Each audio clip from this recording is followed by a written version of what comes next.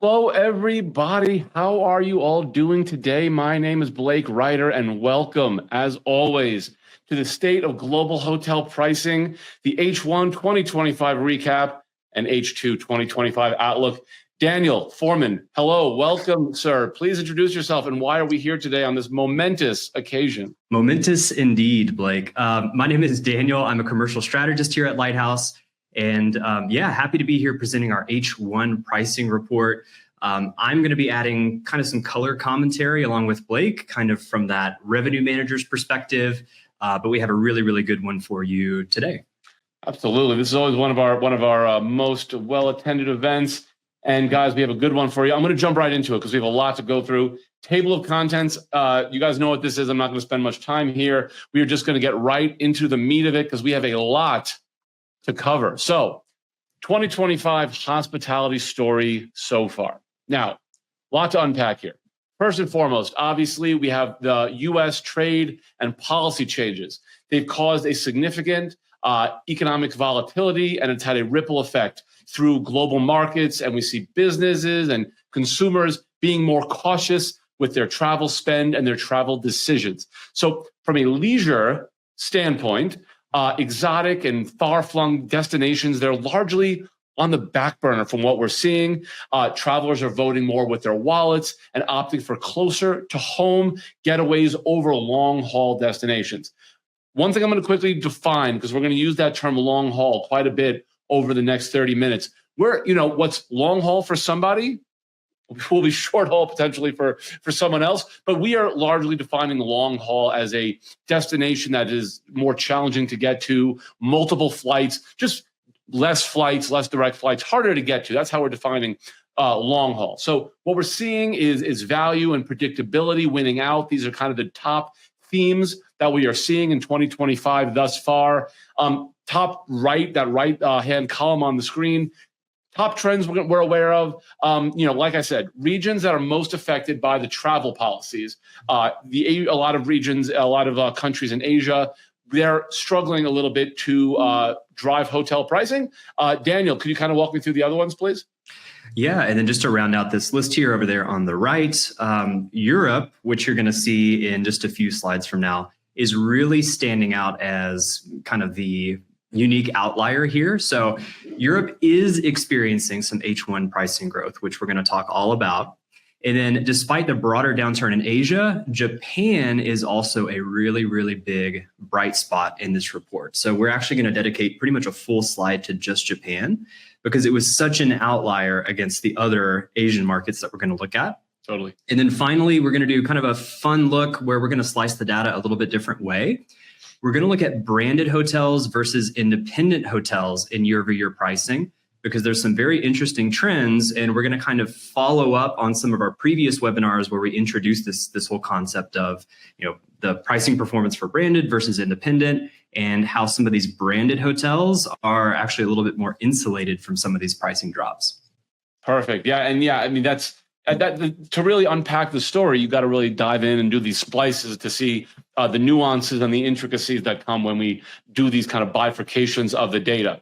Looking forward, again, high level, all this is going to be discussed shortly in more detail, but high level, what are we seeing for H2 2025?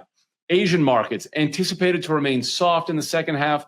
International inbound travel, we're one of the main themes. We kind of teased it a little bit on the last slide. People are opting for closer to home, not as far destinations. So, travelers from Europe, from North America, opting to go out to the Far East a little bit less.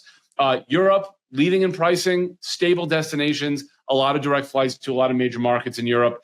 They continue to lead in hotel pricing, at least what we're seeing now in terms of advertised pricing. North America, this is an interesting one, and we're going to get into this in greater detail a little bit later, but kind of at a high level. Demand indicators in North America are rising, but advertised prices for the second half are below where they were for actualized pricing in the second half of last year. So despite the fact that demand indicators are up, prices are down, a bit of a dichotomy. So we'll talk about that a little bit later. And then broadly speaking, like we're saying, the economic uncertainty is prompting people for more domestic travel. So those are the 2025 back half highlights. And now let's get into the data in more detail. Let's kick it off. Daniel, right over here. Next slide. We are at pricing picture H1 2025. Interesting stuff in Asia and Africa. Daniel, talk to me, please. All right. So in the next slide, when we do the big reveal and we show you all 7 regions of the world that we're tracking, you're going to notice that 2 of the really, really big drops are happening in Africa and they're happening in Asia. And this ties back in with what Blake mentioned with the long haul travel. So we know that travelers are, again, they're voting with their wallets. They're also staying shorter. And what we're noticing is that they're doing, travelers are doing less elaborate itineraries, right? So instead of, hey, let's go to an African safari that may require 2 or 3 connecting flights, and then, a very involved travel itinerary that's very, very expensive just to get to that destination. People are opting more so, hey, let's do a direct flight to Paris and let's go to Disneyland Paris or something like that. So that's why I think we're seeing such big drops in the African and then the Asian destinations for pricing. Again, because a lot of these cities and these markets that you're going to see later on in the report, they're very remote. They're very tough to get to in a lot of cases. So if people are staying shorter, they want more bang for their buck. So they're doing more like the short haul flight or the direct flight if they are going international. Yep. So big reveal. Year-over-year changes in hotel pricing performance, global regions. This is H1 2025 versus H1 2024. So obviously, like we were saying, Asia and Africa, big drops. Latin America, really quick, wanted to touch on this, 8.3% down year over year. This one wasn't, at least from my vantage point, not as big a surprise because Latin America was gangbusters last year. I mean, right, Daniel, we were talking about this during this exact presentation, the pricing report last year, that LATAM was kind of like the darling, and they were absolutely crushing it. So not so surprising to see, a somewhat, not as big as Asia and Africa, but a drop there just because they were performing extremely well last year. And if we go to the next slide, we kind of see over here on that right side, this Latin America, 8.3%. And frankly, it reflects the economy's deep ties to the U.S. So, Daniel, I'm going to throw it back over to you again. We were talking about this yesterday about Latin America, and other than, I don't want to call it a correction, but, a reversal just based on the strong performance from last year, but there's more to it because obviously the U.S. is a major feeder market for Latin America.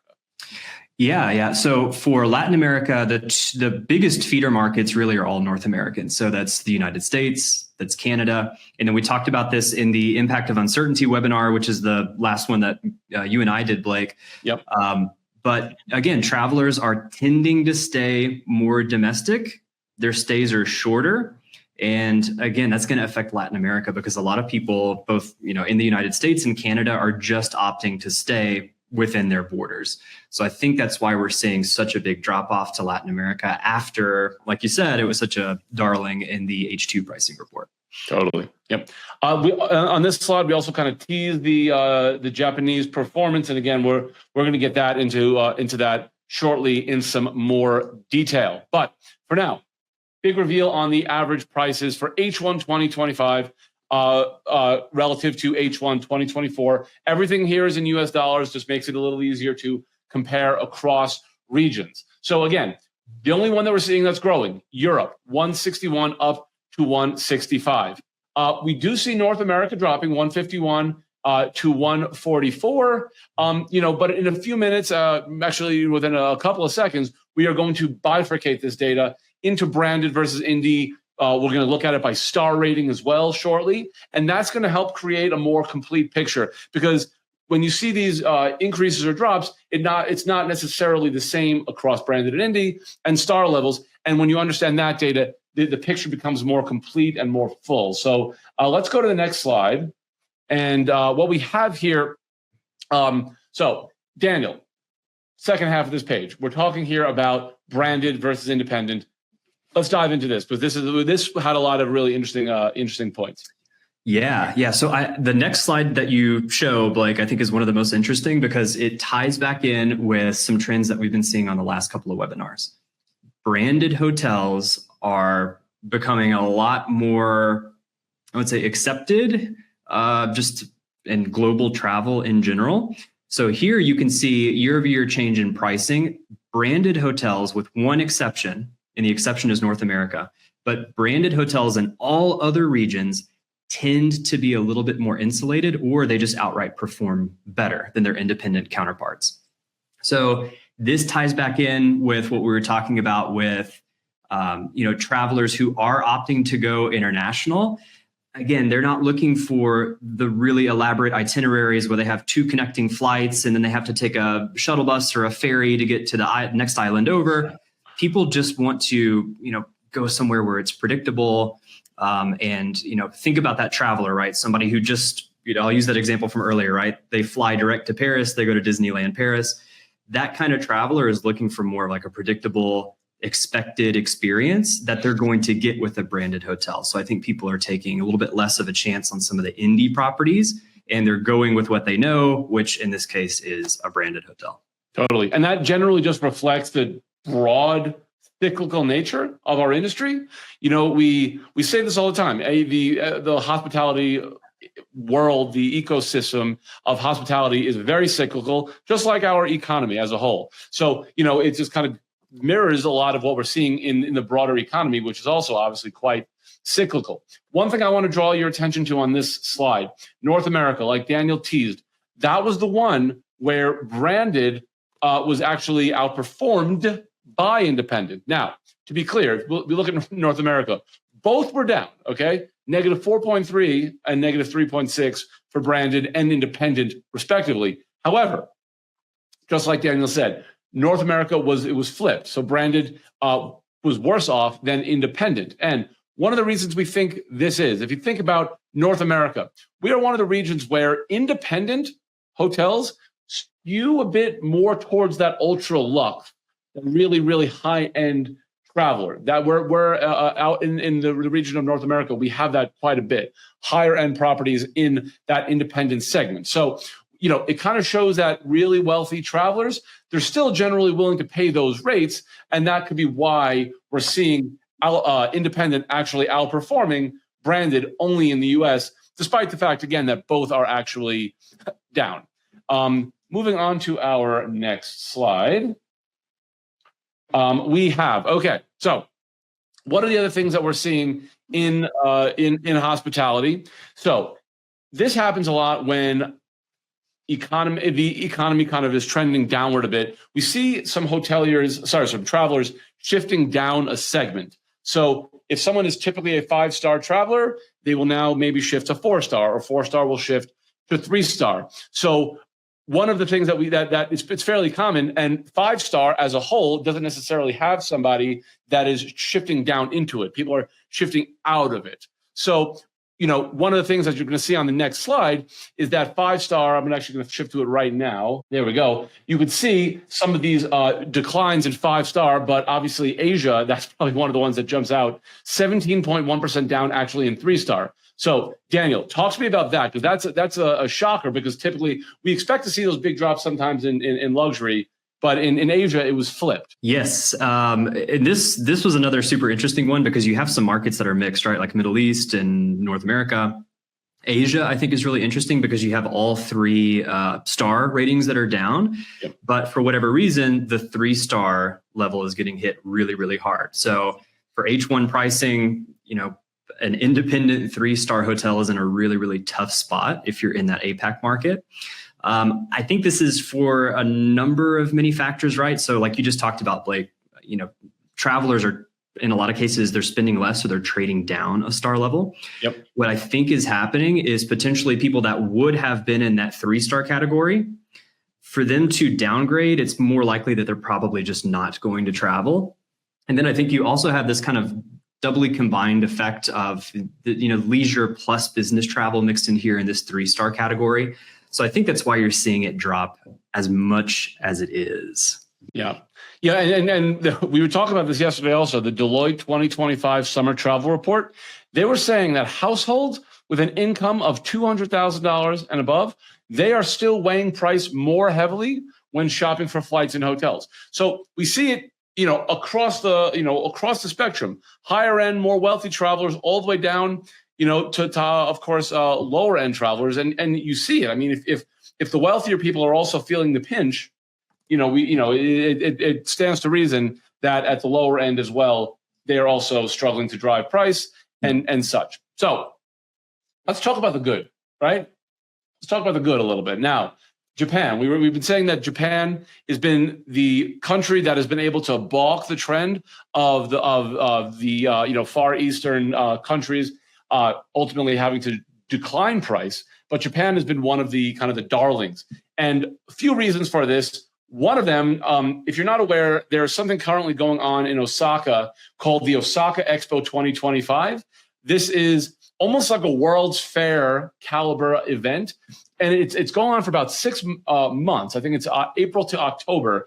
28 million people are expected to go to this over the course of the event. 14 million have gone already. So if you look at pricing in Osaka, it's been very, very strong, very strong. And I think that is one of the driving forces that is allowing Japan to really drive pricing, because also you have like Kobe. Kobe is not that far from Osaka, and we think that they're getting some compression effect and able to drive pricing as well, given the proximity to Osaka.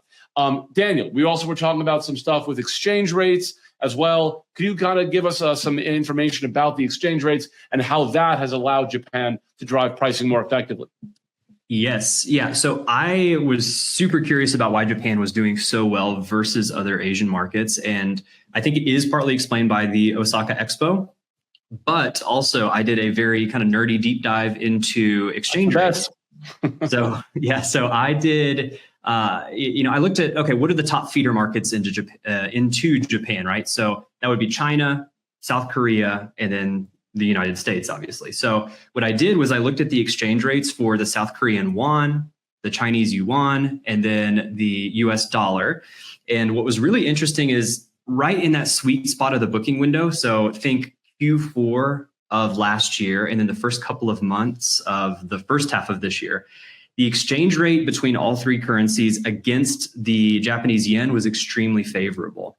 In fact, for the US dollar, it was the most favorable for US travelers traveling to Japan that it had been in, I think, 35 years. I think the last time that the currency was that favorable of an exchange rate was 1990.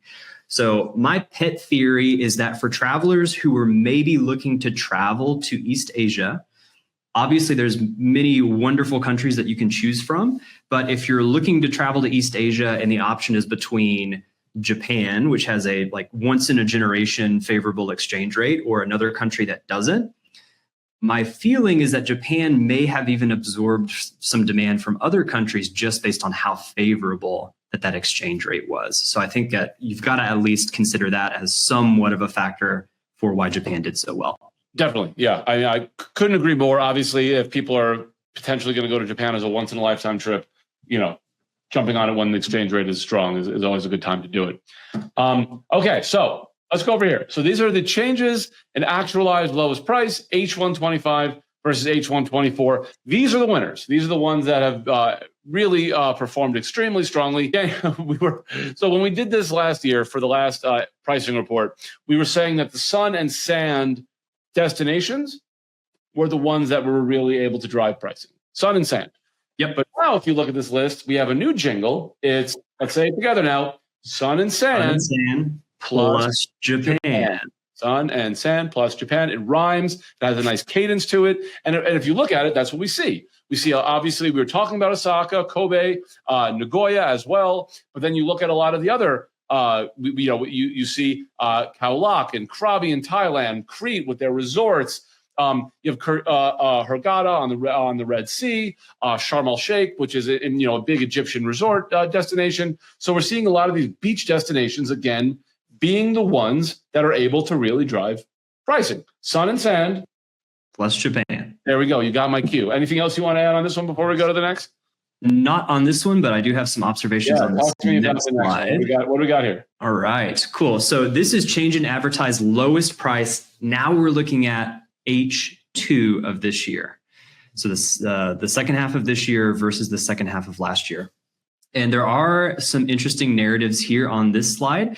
So right off the bat, Lombok at the top of the list. Now, this one is a little bit of an exception to the rule, right? We've said that these long haul destinations, places that are a little tricky to get to, are not performing so well. Lombok is kind of an exception to that. And I think that there's a broader story here. So I did some research on why Lombok would be doing so well for the second half of the year. And there's lots of reasons. There's all kinds of development going on in Marina Bay in Lombok. And right now, Bali, and for reference, Lombok is one island east of Bali, which we all know. And Bali kind of has maybe some perceptions as maybe being like a little over touristy or a little overdone. And right now, Lombok is very much like the hot island that a lot of people are shifting their travel to. So we think that's maybe why Lombok is performing as well as it is. And then Biarritz, they're the second destination.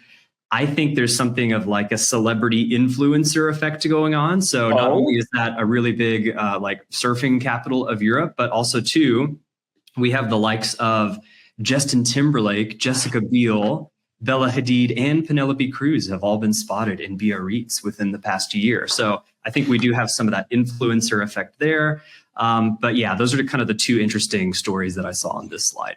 Did I tell you that I usually follow Justin Timberlake whenever I travel? I just wherever he goes, I just go there. I'm joking. Struck me as the type. Okay, let's go to the next slide. Where are we? There we go. Okay, so where hotel pricing is falling. So obviously we spent the last couple of slides on the winners, and now these are the destinations that have been struggling a bit to get that pricing power. So obviously, like we keep saying, these long haul destinations are struggling. Second paragraph right there. Thailand exemplifies the struggle with international arrivals down 5% in the first half of 2025 relative to 2024. And then, like I said, the pricing data echoes the trend. Hard markets to get to, multiple flights, Barbados, Mauritius, Wellington, Hoi An. These are the markets that are struggling to drive pricing. But like we say on the right side, some high profile markets also were not necessarily immune, with Sorrento and Venice also with pricing down. So let's go to the next slide, and we'll show the same equivalent, but for the decliners. And I mean, I look at this, I see one in the U.S., so Niagara Falls, only one. I see two in Europe. I see Sorrento, like I mentioned, and Dusseldorf. And a lot, obviously, in other regions. One region that we wanted to spend a moment on is Da Nang. Now, Daniel, give me a quick information, please, on this with that SIM card campaign you were telling me about. Yeah, so same thing as the other slide, right? I see these really eye-popping numbers from some of these markets like Da Nang, and I want to do a little bit more research as to why they might be dropping so much in pricing. And the really interesting story coming out of Da Nang is that they're actually, to spur some international inbound demand, they're actually handing out 50,000 free eSIM cards. So just kind of a signal that, things aren't doing so well right now in Da Nang, and they've come up with actually a very clever marketing campaign. But I thought that was interesting and kind of adds some color to the fact that they're also dropping pretty steeply in pricing there. Yeah. And then one other thing that I thought was interesting on that slide there, Blake, that had Da Nang was, we've talked so much about how well Japan is doing. So it may come as a little bit of a surprise that over there on that right column, you have Kanazawa, Japan, that is actually down in H1 pricing, 15.2%. But upon further research, that is likely due to the Noto earthquake that they experienced in 2024. So you've got the east coast of Japan and the areas around Osaka that are doing very, very well because of the expo and exchange rates. But unfortunately, due to that natural disaster, it may be that some travelers are skipping Kanazawa on their travel itinerary. This is now the H2. So again, comparing advertised H1, advertised H2 2025 to actualized H2 2024. I know we're getting close to time, so won't spend a ton of time here, but a lot of similar markets, a lot of Indonesia, a ton of Indonesia. I think I count 6 markets in Indonesia. Southern Peninsula is Indonesia, if you're not aware. So again, Daniel, we're running short on time. Anything else you want to add on here before we go to No, not on this slide. Yeah. Okay, cool. Okay, so what we have on the next slide. So again, these are kind of the broad themes that we're seeing looking ahead to H2.